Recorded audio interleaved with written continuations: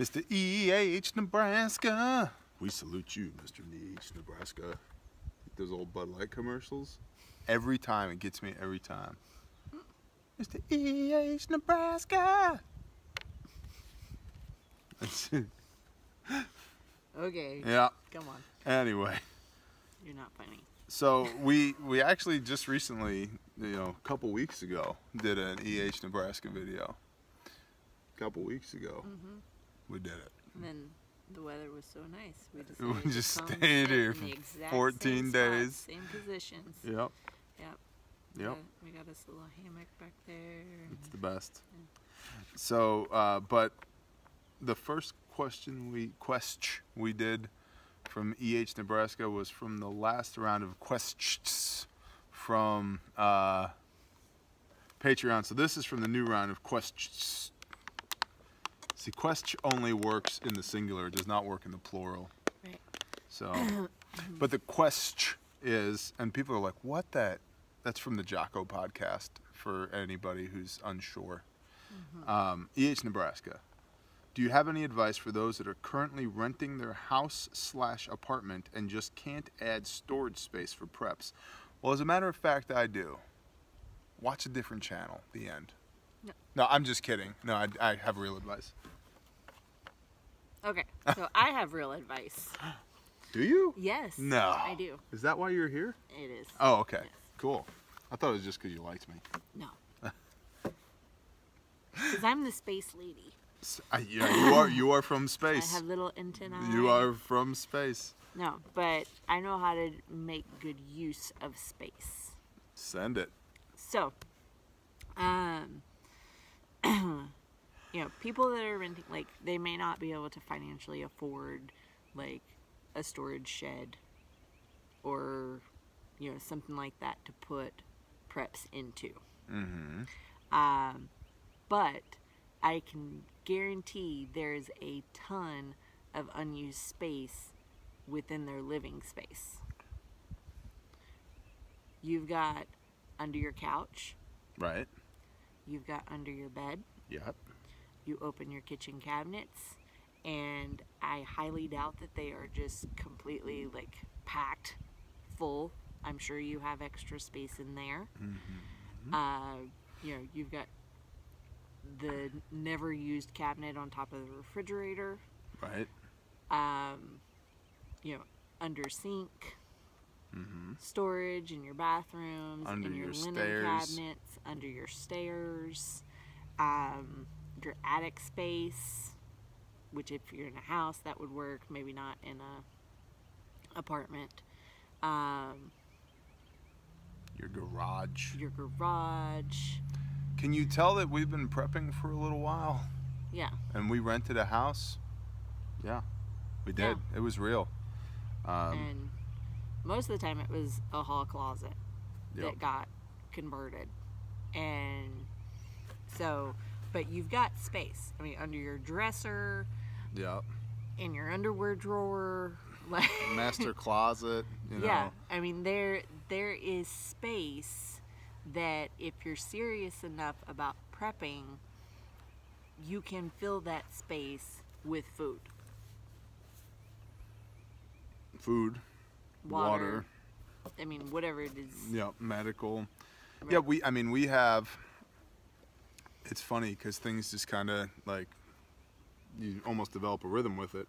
But we had a cabinet in the kitchen at the old house that was the medical cabinet.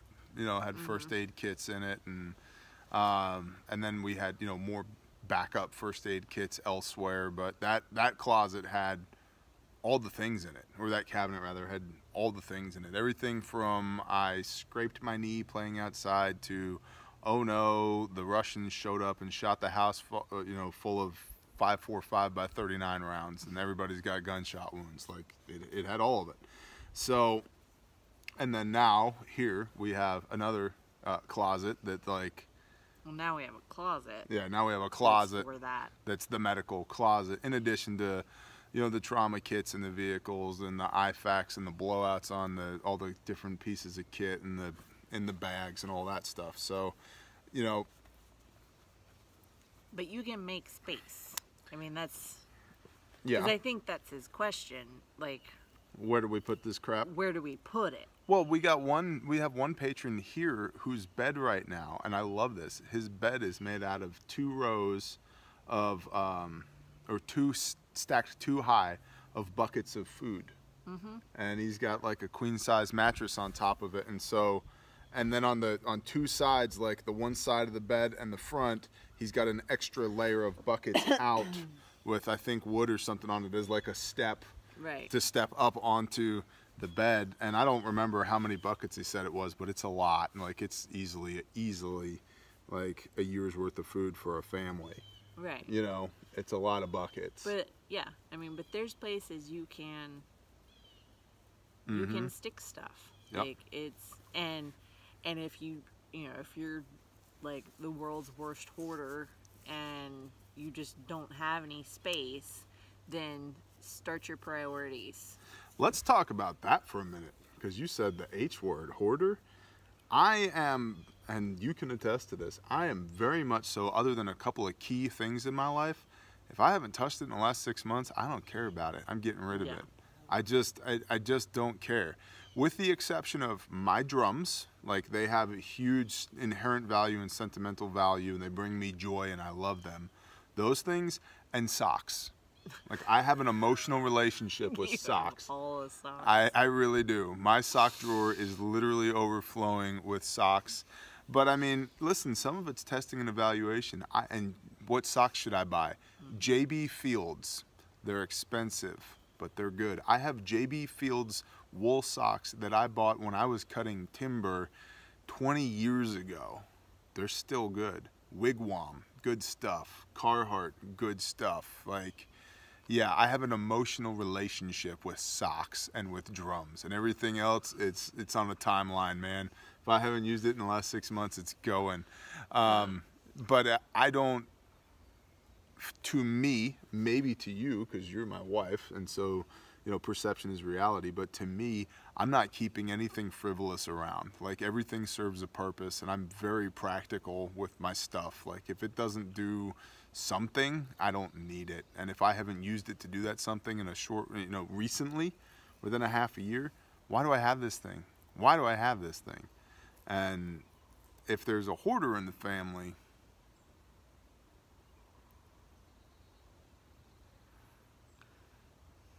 you're a collector. You're a collector. You're a collector. All things eclectic. of all things. That's the problem. You collect everything.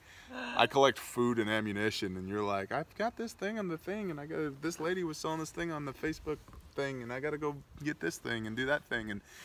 And see, that's kind of the difference. Is I'm very practical, and you make things beautiful, and you fill the home with stuff and do all those things. Right.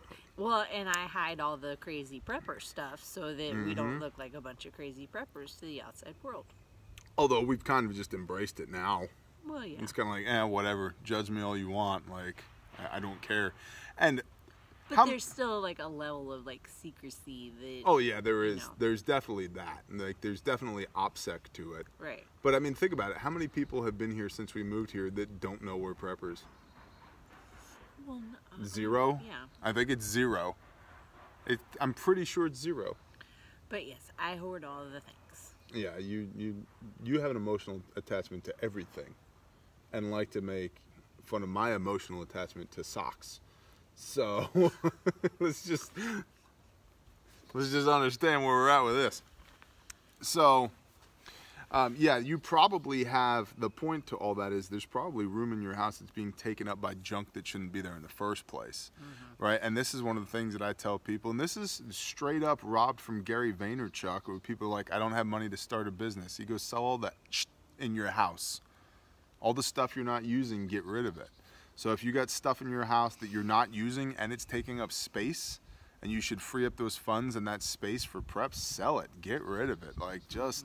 And I'll only get $5 for that. Well, you get $5 for something 20 times. That's $100. Right. That's money, man. That's serious.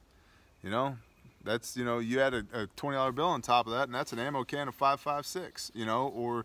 or a M Fasco freaking trauma kit off of Amazon, or 4 Baofangs, or whatever. Like, that's 10 cans of beans. 10 cans. 10 cans of beans. Yeah, they're like 50 cents a piece. $100. Oh. That'd be 200 cans of yeah, beans. 200 cans. 200 cans of beans. Yeah. So I was like, wow, beans have really gone up since I bought them. It's almost a can a day. Almost a can a day. It's a half a can of beans a day. Look at that. So. But it can be done. It's just to what extent are you serious? Yeah, like, what's in your cabinets in your laundry room? Right. Like, I don't have a Let me tell you, like, that's one thing. And I think that's, that is one thing. But, like, I use Thieves Household Cleaner for everything. Mm-hmm. So I don't have a cabinet stocked full of Clorox and Lysol and Windex and Pledge and like, I use one thing that goes in one spray bottle, and that's all I use. And you use it for everything. And I use it for everything. So you got to make decisions like that. Like, do you really need all that stuff? Mm-hmm. Or is there something that you can use that will simplify what you're using? Well, even and it's the same with, like, the laundry soap and the ingredients of that. Like, I use those things for all my other cleaning. Right. So Multitaskers. Right. And so you can free up space. And now that you said that, it made me think of this. I know a lot of guys who don't have the money to prep, but are constantly buying more rifles, that are buying another, I just put an ACOG on my AR. It's like, the damn sight costs more than the rifle did. Why? It's because it's cool, but you don't have any food. Like, it's not that cool. Okay? It's not that cool. In fact, I'll just say it's stupid. That's a stupid use of your funds. So, how many rifles, and I'm not saying you particularly, Mr. E.H. Nebraska, but I'm saying in general, how many rifles do you have taking up space and eating up your financial bandwidth versus not having the money or the space for other things that you might be better to spend your money on? Yeah. Like... Well, and in all honesty, like, you have 2 hands. So unless you're getting proficient with foot shooting... Right. You're only going to have 2 hands to pull triggers. Right. And one of those is, like, your good hand. Yeah, but America. I know, but America, but you gotta eat. Yeah. No, I agree. And so... So, like, to me, I say get your one firearm squared away and then work on your food. And then after you get your food handled, then increase your firearm. Yep. But as far as, like, practical, tactical, put your bet on buckets. Pastor Joe's talked about this repeatedly. Put 4 bricks underneath your couch where the feet are, so that it raises it up high enough that you can slide flat totes of stuff in between it. Put a blanket or a sheet or something over your end tables and stack stuff underneath your end tables. And then also, like, hiding for what reason? Are you hiding stuff for OPSEC, or are you hiding stuff because of judgment? Like, I just don't care. Like, y'all might, and I understand I'm not the same as y'all. Y'all are not the same as me. Here's my deal. Like, I'm fairly famous for saying I'm not that special, but I am learning that I am different from other people. And I just don't care. I just don't care because, A, I'm not concerned about your judgment as to why I have a bunch of stuff that I deem necessary that you might not. And B, unequivocally, you're not coming to take it from me. That's not happening. Like, it's, you and 50 of your friends, maybe. But I got 150 of mine, so why? Like, I'm just not overly concerned about that. It's not something that we flash around or that we're very vocal about, but if I got a bucket of food out and you see it, I'm not like, oh, don't look at that, it's okay. Oh yeah, it's a kid project for the kids are doing that at school, and okay, awesome. But yeah, unused space. What's in your garage? Most people's garages are just junk. Right. Just when they moved in. junk. Yeah. Junk. Junk. What else is it? It's junk. It's crap that you're holding onto for some reason. Like Tools. I'm gonna use this thing one day. Yeah, but what tools? Like I used that thing 4 years ago to do this thing with, and I haven't used it since. And the carburetor's dry rotted out, and blah blah blah blah blah. And it's like, okay, that's junk. That's not a tool, right? Or like that's my my blower that works half the time when I need it to, and you got to hit the primey bulb 36 times and set the choke exactly right here. That pull the cord 14.2 times, and then it might run for 12 seconds. That's junk. That's not a tool. It's junk. Get rid of it. So, and again, if you haven't used it in the last 6 months, you don't need it. What the hell do you need that stuff for? Get rid of it. Yeah. You know, it's just stealing your joy. It's taking up mental and emotional bandwidth. Just you get rid of it, and then you got room to put the things. So, and then honestly, you got a tick on you. Kill that bastard. And then honestly, if you can afford it, get a small storage unit. It's like $30 a month. Like $30 a month. Sell some of your junk. Chickens.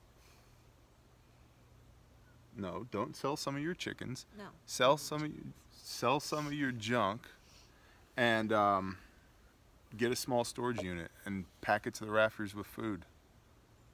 Like that's good decentralization anyway. It's good to move that stuff away from your house. If something happens at your house, you have another place to go to get more food.